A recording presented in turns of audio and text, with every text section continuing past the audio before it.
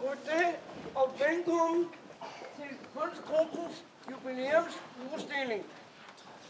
Og vi er glade for, der er mange, der er mødt op, kom for at se kunstgruppens jubilæumsudstilling.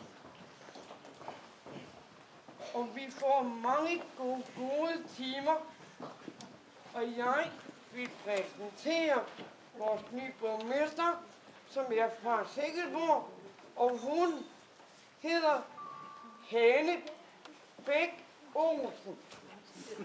Så rigtig hjertelig velkommen, og nu vil jeg give ord til Hanne.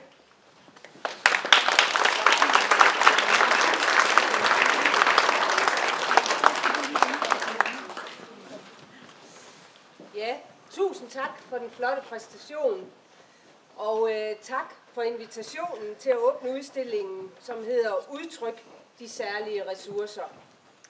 Og det er jo det, der også samtidig markerer Lysbro Uddannelsescenters 25-års jubilæum. Den udstilling, der åbnes her i dag, er på mange måder særlig. Kunstnerne i dette projekt har ikke alle haft den bedste start på livet og livets muligheder. Kunst- og håndværksgruppens fokus på den enkeltes muligheder i stedet for begrænsninger har derfor betydet, at kunstnerens udtryksform eller måde at fortælle historier på bliver en slags sandhedens øjeblik, både for kunstneren og betragteren. Kunstnerne fra Kunst- og håndværksgruppen har en særlig evne til at tale til publikum, både i virkeligheden og igennem kunsten. Det er ikke mange kunstnere, der får lov til at udstille på Louvre, og den mulighed i år 2000 satte spotlyset på Kunst- og håndværksgruppens store indsats og resultater for rigtig mange lokale borgere. Det har betydet flere muligheder for udstillinger, også uden for kommunens grænser. De muligheder og den ekstra fokus, der er på disse kunstneres værker, har betydet en udvikling af den enkelte kunstner, men også sat fokus på, at menneskers forskellighed giver mulighed for at udtrykke og udstille mangfoldigheden for os alle. At den enkelte kunstner så også får mod til at gøre endnu mere, sætte flere farver på, være ligeglad med, hvad andre tænker, men bare give los. Det er en ekstra gave eller sidegevinst til os alle. Uanset om motiver og farver er på keramik, plastikposer, skeletter på en festival eller lærred, så taler den til os.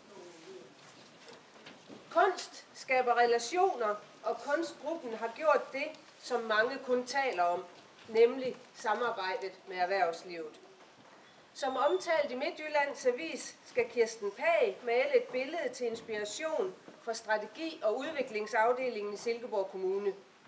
Jeg ved, at medarbejderne glæder sig over, at der er skabt den kontakt, og de glæder sig til at følge Kirstens arbejde fra idé til virkelighed ved besøg på værkstedet. Jeg har været om at se det store, hvide lærred deromme, så det bliver rigtig spændende for os alle sammen at se, hvad der kommer til at være på det lærred. Med ønske om fortsat udvikling, inspiration og glæde ved at give udtryk for de særlige ressourcer, vil jeg erklære udstillingen for åben. Og så skal Morten lige sige noget også.